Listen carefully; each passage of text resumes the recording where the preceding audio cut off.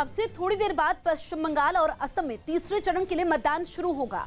तीसरे चरण में पश्चिम बंगाल के दक्षिण 24 परगना, हावड़ा और हुगली समेत 31 सीटों पर वोट डाले जाएंगे, जबकि असम की 40 सीटों के लिए मतदान होगा। आज ही तमिलनाडु में सभी 234 सीटों, केरल में 140 सीटों और पुदुचेरी में 30 सीटों के लिए भी वोटिंग होगी।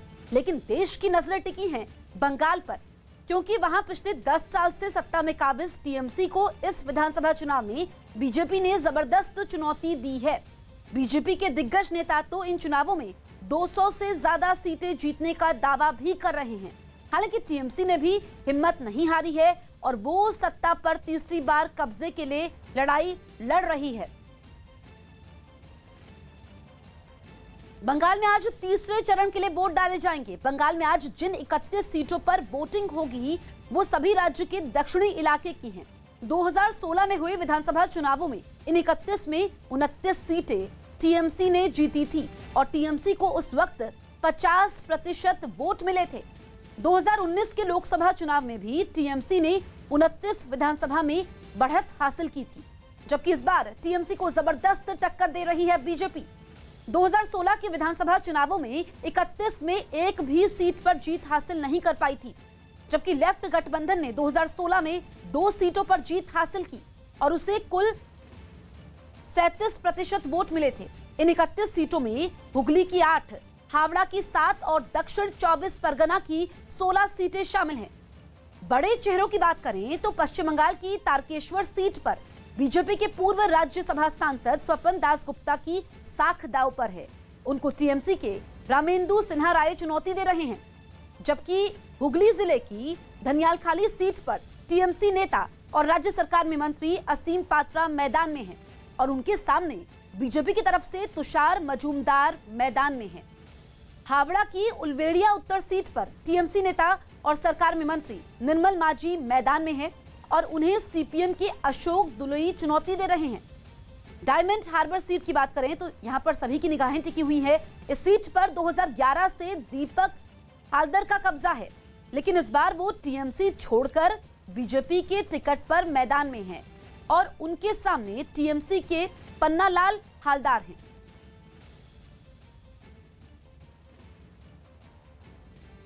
बंगाल के तीसरे चरण के लिए मतदान कुछ देर बाद शुरू हो जाएगा। इस चरण में 3 जिलों में वोट डाले जाएंगे, जिनमें विधानसभा की 31 सीटें हैं जिन पर वोटिंग होगी। ये सभी सीटें बंगाल के दक्षिणी इलाके की हैं, वहां वोट डाले जाने हैं। इन 31 में 24 सीटों पर मुस्लिम वोटरों की संख्या 30% है। 2016 के विधानसभा चुनाव में टीएमसी ने 29 सीटें जीती थी, जबकि 2016 के चुनाव में बीजेपी एक भी सीट नहीं जीत पाई थी। हालांकि 2016 के विधानसभा चुनाव में लेफ्ट ने 2 सीटें जीती थी और अब से कुछ देर बाद यहां पर मतदान शुरू हो जाएगा। 3 जिलों की 31 सीटों पर वोटिंग होगी। पश्चिम बंगाल की तारकेश्वर सीट से चुनाव लड़ रहे बीजेपी नेता स्वपन दास गुप्ता ने वोटिंग से पहले न्यूज 18 से बात की और अपनी जीत का दावा किया। सर, किस तरीके से अपनी उम्मीद को आप चुनाव में आंक रहे हैं? भाई देखिए, ये चुनाव तो यहाँ है, यहाँ तो सारा बंगाल का जो इश्यूज है, ये सब इश्यूज ही इधर ज़्यादा प्रचलित है। इश्यूज है कि यहाँ बहुत लोकल करप्शन का कारण में जो गरीबों के लिए जो फैसिलिटीज एंटाइटलमेंट था, वो सब के लिए बहुत कुछ मिसयूज हुआ है, करप्शन हुआ है। उम्मीद क्या है आपको? अब होप्स क्या हैं चुनाव पोलिंग डे को लेकर? अपील क्या करना चाहेंगे? मैं करना चाहता हूँ यहाँ जितने ज़्यादा पोलिंग, हम लोग का जो अप्रोच है कि जितने से ज़्यादा लोगों को वोट दिलाने का माहौल तैयार करने के लिए, जैसा क्योंकि इतना यहाँ जितना क्षोभ है ममता बनर्जी के खिलाफ, तो इसको हमारा ही लाभ होगा और जितना ज़्यादा लोग वोट देंगे उतना ही ज़्यादा हम लोग का मार्जिन होगा। पश्चिम बंगाल की जिन 31 सीटों पर चुनाव हो रहा है वो राज्य के दक्षिणी इलाके की हैं, जो राज्य के 3 जिलों दक्षिण 24 परगना, हावड़ा और हुगली की हैं। इन जिलों में एक दक्षिण 24 परगना में 16 विधानसभा सीटें हैं जिन पर आज वोट डाले जाएंगे, जबकि हावड़ा जिले की 7 सीटों पर सुबह 7 बजे से वोटिंग होगी। हुगली जिले की 8 विधानसभा सीटों पर भी कुछ देर में वोट डाले जाएंगे। 3 जिलों में कुल 205 उम्मीदवार चुनावी मैदान में हैं।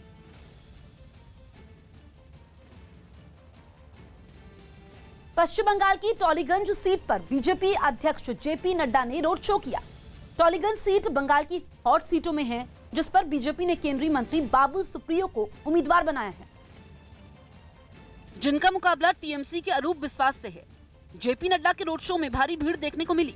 टॉलीगंज की सड़कों पर बीजेपी के झंडे लहराते रहे। बड़ी संख्या में भगवा और हरे गुब्बारे भी दिखे। सड़क के दोनों तरफ लोगों की भीड़ दिखाई थी। कई किलोमीटर लंबे इस रोड शो को कामयाब बनाने में बीजेपी ने पूरी ताकत झोंक दी। खुद बाबुल सुप्रियो ये मानते हैं कि टॉलीगंज सीट पर जंग आसान नहीं है। मैं कोई मुश्किल सीट से लड़ना चाह रहा था और सर ने ये बात मान ली और हमें दायित्व दिया है।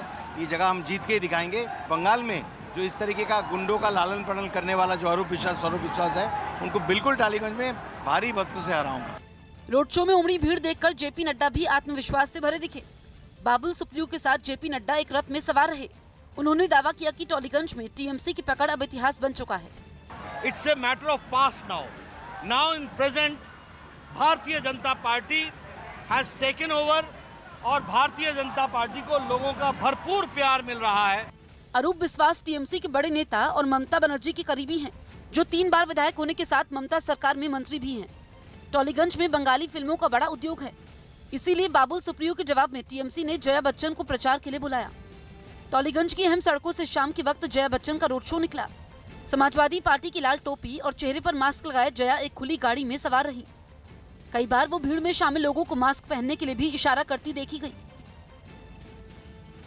इस वक्त की बड़ी खबर आपको बता दें, हुगली में महिला की हत्या हुई है। बीजेपी की महिला कार्यकर्ता ये महिला बताई जा रही है और जानकारी ये मिल रही है कि ये जिस महिला की हत्या हुई है वो बीजेपी कार्यकर्ता की मां थी और साथ ही बीजेपी कार्यकर्ता से मारपीट भी हुई है और टीएमसी कार्यकर्ताओं पर आरोप लगा है। इस वक्त की बड़ी खबर पश्चिम बंगाल के हुगली से, जहां पर एक महिला की हत्या हुई है और जिस महिला की हत्या हुई है वो बीजेपी कार्यकर्ता की मां थी। आशिका सिंह हमारी सहयोगी फोन लाइन पर मौजूद है।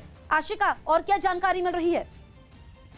देखिए, आरोप ये है कि कल देर रात को एक इलाका जहां पर हुगली के गोघाट में बीजेपी के समर्थक ज्यादा संख्या में थे, वहां पर कुछ लोग पहुंचे और जो स्थानीय लोग थे उनसे वोट न देने को कहा, जिसके बाद वहां पर बहस शुरू हो गई और मारपीट शुरू हो गई, जिस दौरान अपने बेटे बीरू आदक को बचाने के चक्कर में ये जो महिला माधवी आदक हैं ये आगे आई और मारपीट के दौरान इन्हें चोट लगी।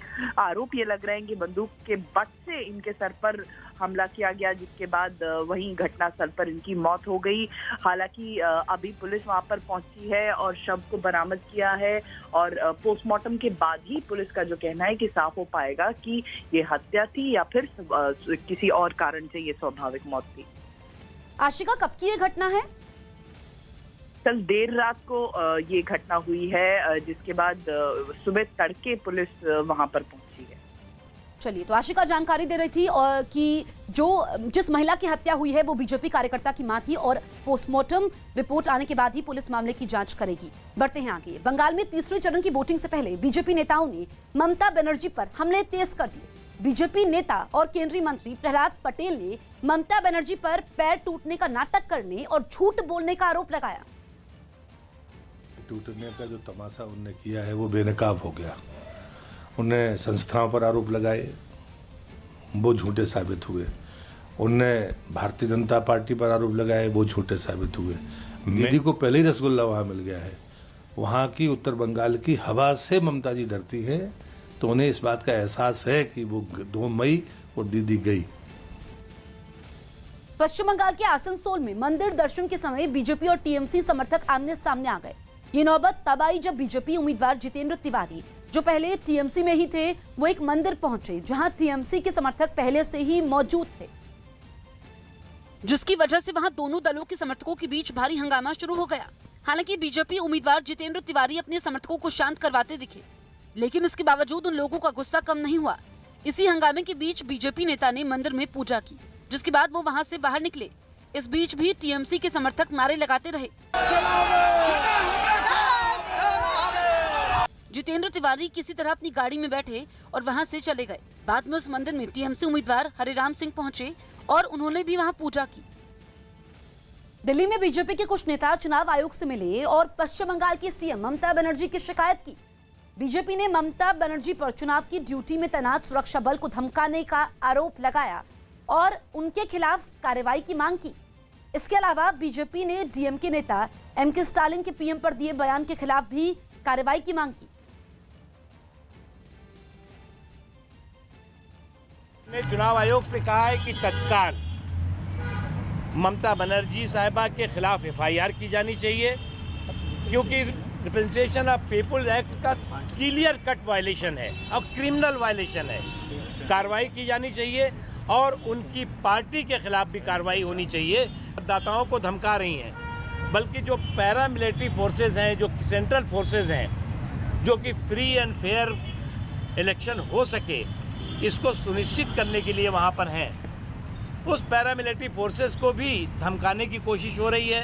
अपील की है, रिक्वेस्ट की है कि और ज़्यादा डिप्लॉयमेंट होना चाहिए फ्री एंड फेयर इलेक्शन के लिए पैरामिलिट्री फोर्सेस का, और लोगों में सुरक्षा का माहौल पैदा करने के लिए जो भी और कदम उठाने की ज़रूरत है वो उठाना चाहिए। असम में तीसरे और आखिरी चरण के लिए 40 सीटों पर वोट डाले जाएंगे। इन 40 सीटों में 2016 के विधानसभा चुनाव में बीजेपी गठबंधन को 15 सीटें मिली थी, जबकि 2019 के लोकसभा चुनाव के समय 12 विधानसभा क्षेत्रों में बढ़त हासिल हुई। ये सभी 40 सीटें निचले असम के इलाके की हैं और 40 में 25 सीटें ऐसी हैं जहां मुस्लिम वोटर निर्णायक भूमिका में हैं। बीजेपी गठबंधन की तरफ से 8 मुस्लिम उम्मीदवार मैदान में हैं। बड़े चेहरों की बात करें तो जालुकबारी सीट से बीजेपी के हेमंत बिस्वा शर्मा चुनावी मैदान में हैं। वो इस सीट से लगातार 4 बार जीत चुके हैं और उन्हें कांग्रेस के रमेन चंद्र टक्कर दे रहे हैं।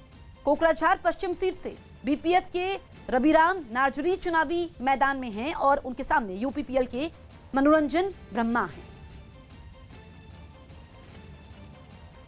असम में तीसरे चरण के चुनाव से पहले न्यूज 18 की टीम चाय के बागों में काम करने वाले मजदूरों के पास पहुंची। बागान में काम करने वाली महिला मजदूरों के वोट इस दौर के चुनाव में सबसे अहम माने जा रहे हैं, जिन पर हर पार्टी की नजर है। चाय के बाग में काम करने वाली महिलाओं के वोट पाने के लिए इस बार कांग्रेस ने भी पूरा जोर लगाया है। असम की पहचान माने जाने वाले इन बागों से जुड़े लोग राज्य की 37 सीटों पर असर डालते हैं, जिनमें 27 सीटें पिछली बार बीजेपी ने जीती थी। बीजेपी का दावा है कि उनकी सरकार ने चाय के बागों से जुड़े लोगों के लिए काफी काम किया। जो डबल इंजन की सरकार है इसने निश्चित रूप से चाय बागाने वालों के लिए उनकी सुध ली है, जो कांग्रेस पार्टी कभी सुध नहीं ले पाई। न्यूज 18 से बात करते हुए कुछ महिला मजदूरों ने भी हालात पिछले कुछ सालों में बदलने का दावा किया। हफ्ता में 1000 मिलता है और ज्यादा पता ही होता है 1500 1200 इतना मिलता है। एक दिन में 160। पहले ज्यादा मिलता था या अब ज्यादा? नहीं, अभी ज्यादा मिलता है। रेशन हफ्ता में 3 केजी चावल आटा करके देगा। कोरोना संकट के समय भी इन महिला मजदूरों को मुफ्त अनाज पहुंचाने के अलावा इनके खातों में 1500 रुपए डाले गए। वहीं केंद्र सरकार ने इनके हालात बदलने के लिए बजट में 1000 करोड़ के पैकेज का ऐलान किया है। राहत की बात उनके लिए सिर्फ एक ही है कि उन्हें पगार 160 रुपए हर रोज अभी भी मिल रही है और उन्हें उम्मीद है कि सरकार आने वाले दिनों में इसे और ज्यादा बढ़ाने वाली है। तीसरे और आखिरी दौर में असम की 40 सीटों पर वोट डाले जाएंगे। आज तमिलनाडु की सभी 234 सीटों पर वोट डाले जाएंगे। राज्य के मतदाता इस बात का फैसला करेंगे कि इस बार एआईएडीएमके लगातार तीसरी बार जीत दर्ज करने में कामयाब होगी या फिर इस बार सत्ता बदल जाएगी। चुनाव प्रचार के समय एआईएडीएमके, डीएमके, एएमएमके और एमएनएम ने मतदाताओं को अपनी तरफ लाने की कोशिश की। राज्य के मुख्यमंत्री के पलनीस्वामी की अगुवाई वाली एआईएडीएमके इस बार बीजेपी के साथ मिलकर चुनावी मैदान में है, जबकि कांग्रेस डीएमके गठबंधन में शामिल है। मुख्यमंत्री पलनीस्वामी एडापति सीट से चुनावी मैदान में हैं और उनके सामने डीएमके के केटी संपत कुमार हैं। पलनीस्वामी इस सीट को 4 बार जीत चुके हैं, जबकि उनके सामने डीएमके ने नया चेहरा संपत कुमार को उतारा है। एमएनएम नेता और अभिनेता कमल हासन ने भी पूरी ताकत झोंक दी है और वो कोयम्बटूर दक्षिण से चुनावी मैदान में है। इन चुनावों में मुख्य विपक्षी दल डीएमके ने महंगाई, पेट्रोल को मुख्य चुनावी मुद्दा बताकर सरकार पर हमले किए।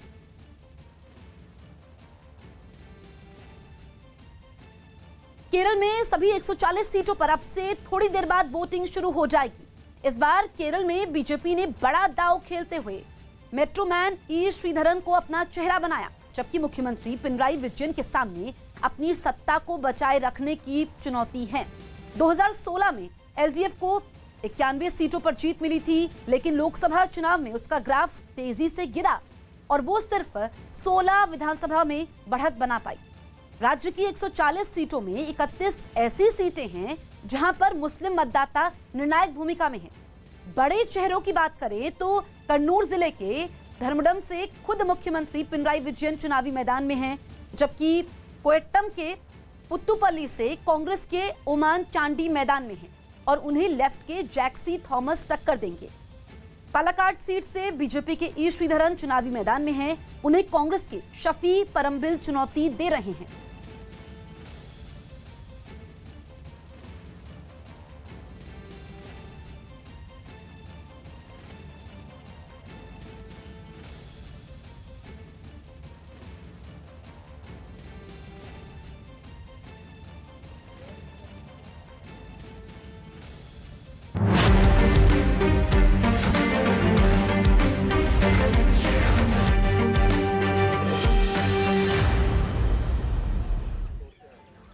जी हाँ, नमस्ते। 6 अप्रैल यानी इन मतदान का, इन चुनावों का सबसे बड़ा दिन। आज 475 सीटों पर मतदान हो रहा है देश भर में। जी हाँ, 475। इनमें पूरा तमिलनाडु, पूरा केरल, पूरा पुदुचेरी की 30 सीटें, तमिलनाडु की 234 सीटें, केरल की 140 सीटें और असम की बाकी बची हुई आखिरी चरण का चुनाव असम में, वहां की 40 सीटें। लेकिन सबकी नजर पश्चिम बंगाल पर। आज पश्चिम बंगाल की 31 सीटों पर मतदान है। हम यहां कोलकाता में मौजूद विक्टोरिया मेमोरियल के सामने। कोलकाता में मतदान नहीं है, लेकिन पश्चिम बंगाल के 3 जिलों में 31 सीटों पर आज मतदान है, जिनमें दक्षिण 24 परगना, हावड़ा और हुगली। हावड़ा की 7 सीटें, हुगली की 8 सीटें और दक्षिण 24 परगना की 16 सीटों पर आज मतदान है इन 6 अप्रैल में। ये 31 सीटें, ऐसी 31 सीटें जो 2016 में तृणमूल ने यहां स्वीप किया था। इन 31 सीटों में 29 सीटों पर बढ़त बनाई थी। इन 31 में 29 पर जीत हासिल की थी 2016 में तृणमूल कांग्रेस ने, ममता बनर्जी की पार्टी ने। फिर 2019 का चुनाव जब आया, लोकसभा चुनाव, उसमें भी 29 विधानसभा क्षेत्रों पर ममता बनर्जी की पार्टी ने इन 31 में बढ़त हासिल की थी।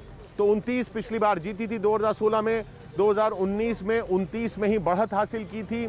लेकिन कहानी में बहुत बड़ा ट्विस्ट आया 2016 और 2019 के बीच।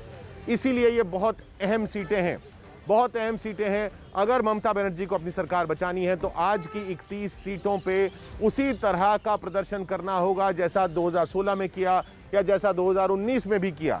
और बीजेपी को भी यही सबसे बड़ी उम्मीद दिख रही है। क्यों दिख रही है? क्योंकि 2016 में बीजेपी ने कोई सीट नहीं जीती थी 31 में और सिर्फ 7% वोट शेयर था बीजेपी का। लेकिन 2019 का जब लोकसभा चुनाव आया तो बीजेपी का 7% वोट शेयर बढ़ के 38% तक पहुंच गया था। 38%, 7% से बढ़ के 38%। ममता बनर्जी का 50% से 51% हुआ था, यानी 1% तृणमूल कांग्रेस का भी बढ़ा था। लेकिन बीजेपी 7 से 38 पहुंच गई थी। तो 2019 के लोकसभा चुनाव में वोट प्रतिशत अगर आप देखें तो बीजेपी का 38% इन 31 सीटों पर और 51% तृणमूल कांग्रेस का इन सीटों पर, यानी 38 और 51, 13% का फासला। यानी इस फासले को कवर करने के लिए सिर्फ 7% चाहिए। अगर 7% वोट और बढ़ गया 2019 के मुकाबले बीजेपी का, तो तृणमूल को पटकनी दे सकती है बीजेपी, और यही उम्मीद बीजेपी की यहां पर। इसलिए यह बहुत अहम। 475 सीटों पर मतदान। फिर बता दें आपको, पूरा पुदुचेरी, पूरा तमिलनाडु, पूरा केरल, वहां पर नारायण स्वामी की सरकार गई कांग्रेस की। वो खुद भी चुनाव नहीं लड़ रहे हैं इस बार, लेकिन बाकी पूरे चुनाव को देख रहे हैं कांग्रेस के। और कांग्रेस ने पुदुचेरी में बहुत अपने जो उसका जो गठबंधन है उसके साथियों को काफ़ी सीटें दी हैं, पहले से काफ़ी ज़्यादा सीटें दी हैं। सिर्फ 30 जो सीटें उसमें से सिर्फ 14 पर कांग्रेस लड़ रही है। उधर 234 जो सीटें हैं तमिलनाडु की सारी 234, वहाँ भी आज मतदान हो रहा है। वहाँ याद रखिए, तमिलनाडु में 2019 का जो लोकसभा चुनाव हुआ था वहां डीएमके ने इन 234 में 221 में बढ़त बनाई थी। विपक्षी पार्टी डीएमके, एआईएडीएमके की सरकार है, विपक्षी पार्टी डीएमके ने 221 सीटों पर बढ़त बनाई थी। वहां उसी तरह की स्वीप की उम्मीद डीएमके कर रही है। अन्ना डीएमके क्या अपनी सरकार बचा पाएगी? जयललिता के बाद अब कोई बड़ा नेता नहीं है, वो ऐसा बड़ा चेहरा नहीं है। मुख्यमंत्री पलनीस्वामी उम्मीद कर रहे हैं कि वो एक बड़ा चेहरा, एक बड़े कद्दावर नेता बनकर उभरेंगे अगर वो अपनी सरकार बचा पाते हैं तो। लेकिन वहाँ स्टालिन की चुनौती, डीएमके की चुनौती, वो डीएमके जैसा हमने आपको बताया जिसने लोकसभा चुनाव में 234 में 221 विधानसभा क्षेत्रों में बढ़त बनाई थी। और केरल में जहां कहा जा रहा है पिनरई विजयन की सरकार, वो पहली बार ऐसा होगा अगर वो अपनी सरकार बचा पाते हैं कि वहां पर सत्ता परिवर्तन नहीं होता है। वहां पर ऐसा पहली बार होगा अगर पिनरई विजयन अपनी सरकार बचा पाते हैं कि वहां पर जो सत्ताधारी पार्टी है उसी की सरकार बनी रहती है। लेकिन याद रखिए वहां पर यूडीएफ को क्यों उम्मीद है? यूडीएफ को इसलिए उम्मीद है क्योंकि लोकसभा चुनाव में यूडीएफ ने काफी बढ़त बनाई थी। 140 में से 123 विधानसभा क्षेत्रों में कांग्रेस के नेतृत्व वाला यूनाइटेड डेमोक्रेटिक फ्रंट आगे था, बढ़त पे था लोकसभा चुनाव में। इसलिए कांग्रेस को उम्मीद और राहुल गांधी को उम्मीद, राहुल गांधी ने बहुत ताकत झोंकी है केरल में, उनका भी एक बहुत बड़ा टेस्ट है एक तरीके से। तो वहां पर बीजेपी जो चुनौती दे रही है वो श्रीधरन साहब के जरिए दे रही है। श्रीधरन मेट्रो मैन वो बीजेपी का चेहरा है केरल में। कितनी सेंध मार पाते हैं या कितनी और किस पार्टी को ज्यादा सेंध मार पाते हैं, किस गठबंधन को, वो देखना होगा आज के मतदान में। तो 140 सीटें वहां की। असम की आखिरी 40 सीटें, आखिरी मतलब आखिरी चरण असम का, वहां पर 2 चरणों का चुनाव हो चुका है। तीसरे चरण में चुनाव होने के बाद 126 सीटें जो हैं असम की, उन सब पर मतदान पूरा हो जाएगा। इन 40 सीटों में क्या अहम है? इन 40 सीटों में अहम यह है कि ये एक तो लोअर असम की है, दक्षिण असम की है, और ये वो इलाका जहां बदरुद्दीन अजमल की पार्टी सीटों पर असर डालती है, 40 में से 25 पर। उसके साथ किया है कांग्रेस ने गठबंधन, और कांग्रेस के साथ इस बार बोडो पीपल्स फ्रंट भी है। बोडोलैंड बीपीएफ जो है वो भी कांग्रेस के साथ है। अगर पिछले चुनावों के मत प्रतिशत को देखें तो कांग्रेस, बदरुद्दीन अजमल की एआईयूडीएफ और बीपीएफ को मिला के इन तीनों को आंकड़ा इनका 52% से ऊपर चला जाता है। खैर अभी आप तस्वीरें देखिए ई श्रीधरन साहब की, बीजेपी नेता, मेट्रो मैन कहे जाते थे, अब बीजेपी में है, इसलिए बीजेपी नेता केरल के पलक्कड़ से वोट डालते हुए श्रीधरन, इस वक्त सुबह सुबह पहला मतदान जो वहां शुरू हुआ 7 बजे, तो श्रीधरन साहब पलक्कड़ में वोट डालने पहुंच गए हैं, मतदान करने पहुंच गए हैं पोलिंग बूथ पर। ई श्रीधरन संदेश देते हुए कि वो फिट हैं, क्योंकि ये भी सवाल उठता रहा कि अब उनकी उम्र हो गई है, अब क्यों बीजेपी ने उनको उतारा। लेकिन ई श्रीधरन की जैसी पर्सनैलिटी रही है, जैसा उनका व्यक्तित्व रहा है, उसी के अनुसार वो सुबह सुबह 7 बजे जैसे ही पोलिंग बूथ खुला, ई श्रीधरन अपना वोट डालने पहुंचे। खैर 140 सीटें केरल की, जैसा मैंने आपको बताया, वहां पर पिनरई विजयन कोशिश कर रहे हैं अपनी सरकार बचाने को। हम अब चलते हैं अपने साथियों के साथ पास। हमारे साथ अमित पांडे मौजूद हैं, हमारे साथ अमित सिंह मौजूद हैं, हमारे साथ चंद्रमोहन कुमार मौजूद हैं। ये बंगाल में जिन 3 जिलों में मतदान हो रहा है, जैसे हमने आपको बताया, दक्षिण 24 परगना की 16 सीटों पर, हावड़ा की 7 सीटों पर, हुगली की 8 सीटों पर। अमित सिंह हमारे साथ हैं। अमित सिंह, आप कहां पर हैं?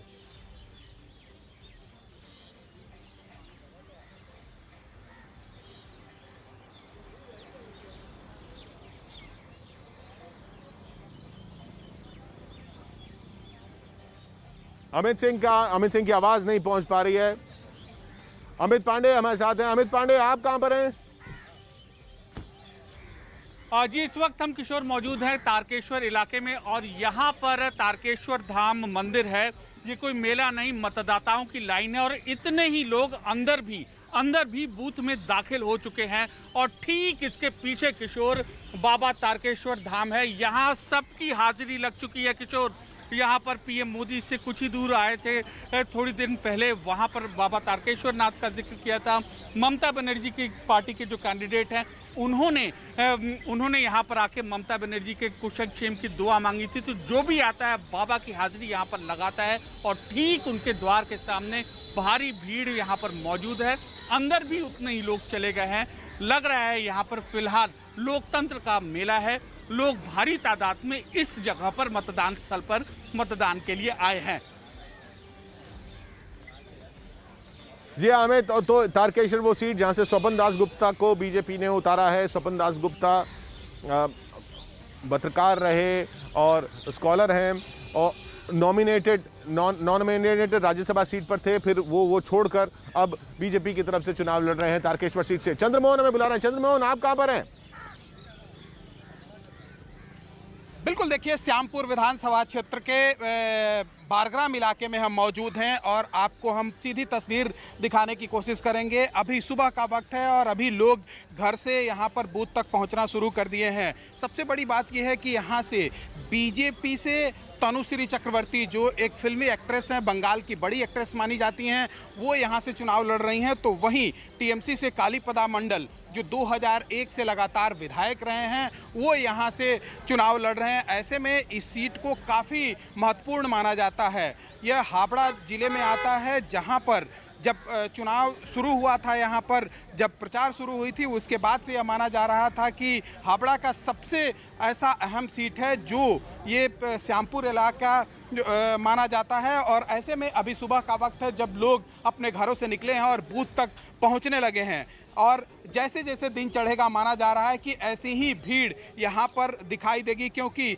बंगाल में यह देखा गया है कि जब भी मतदान होता है तो 80% से ज़्यादा यहाँ पर वोटिंग होते हैं। और ऐसे में किसी को कोई परेशानी ना हो, इसके लिए सेंट्रल पैरामिलिट्री फोर्स की तैनाती हुई है, बंगाल पुलिस की तैनाती हुई है। और लोगों को यह कहा भी जा रहा है कि ज़्यादा से ज़्यादा संख्या में लोग बूथ तक पहुँचे और मतदान करें। ऐसे में सुबह का वक्त है और लोग अभी से ही बूथ तक पहुँचने लगे हैं। और जहाँ पर हम अभी मौजूद हैं, मैं रोक रहा हूँ चंद्रमोहन आपको। अमिताभ हमारे साथ, अमिताभ सिन्हा हमारे साथ जुड़ रहे हैं असम से, उत्तर गुवाहाटी से। अमिताभ, क्या खबर है वहाँ से, असम से? किशोर, ये बड़े अद्भुत नज़ारे हैं। ये जालुकबाड़ी सीट है। ये आज का जो चुनाव है वोटिंग, उसकी सबसे महत्वपूर्ण सीट है हेमंत विश्व शर्मा की, जो नॉर्थ ईस्ट के बहुत बड़े नेता भी माने जाते हैं, नीडा के कन्वीनर भी रहे हुए हैं। मैं आपको दिखा रहा हूँ महिलाओं की जो कतारें हैं। 7 बजे से वोटिंग शुरू हुई है। मैंने ऐसे अद्भुत नज़ारे देश भर में, किशोर, हम लोगों ने कैंपेन देखा होगा यहाँ पर, लेकिन जो नज़ारे हैं वो अद्भुत है। मैं बता सकता हूँ इतनी भीड़ मैंने शायद सुबह 7 बजे किसी भी देश में किसी भी जगह पर नहीं देखी होगी। हेमंत विश्व शर्मा अपने थोड़ी देर में 7:30 बजे यहाँ पर पहुँचेंगे।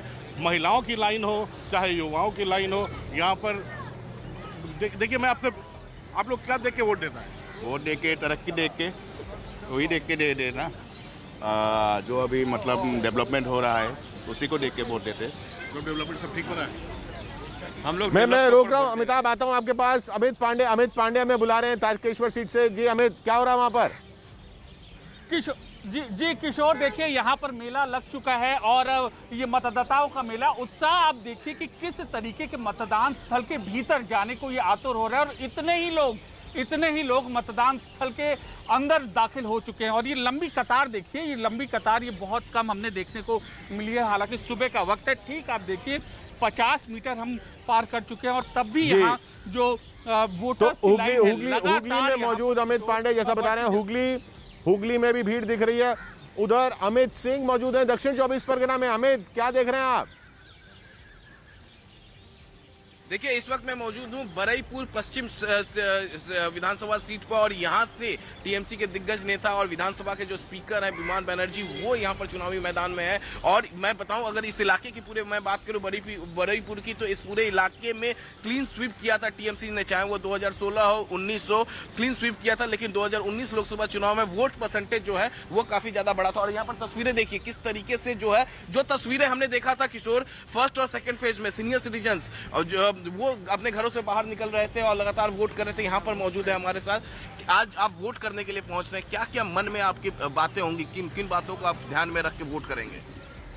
धन में जिसका पसंद है जो कैंडिडेट जिसका उसको दिया है। तो यहाँ पर आप तस्वीरों में देख सकते हैं, हालांकि जो ये बूथ है ये यहाँ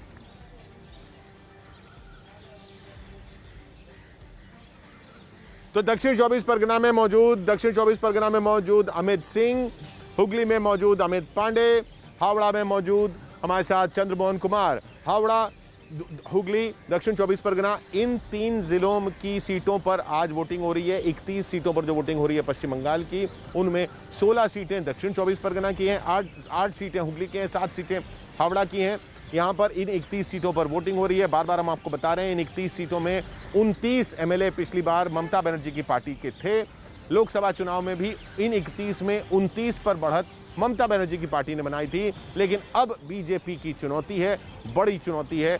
बीजेपी का वोट शेयर 7% से बढ़कर 38% हो गया 2019 में। बीजेपी उसको और बढ़ाकर 45 के आसपास ले जाने की कोशिश करेगी। अगर वहां ले जा पाती है तो ममता बनर्जी की पार्टी को पछाड़ सकती है इन 31 सीटों पर। यहाँ पर इन तीनों जिलों में हमारे साथ ही मौजूद हैं अमिताभ सिन्हा, हमारे साथ असम से मौजूद हैं, जहाँ पर 40 सीटों पर मतदान हो रहा है। वो सीटें जहाँ AIUDF, बदरुद्दीन अजमल, कांग्रेस और BPF का गठबंधन, ये बहुत अहम रहेगा। अगर वहाँ पर उस गठबंधन का जादू चलना है अगर असम में, तो यही पता चलना है, नहीं तो फिर बीजेपी वापस आ रही है।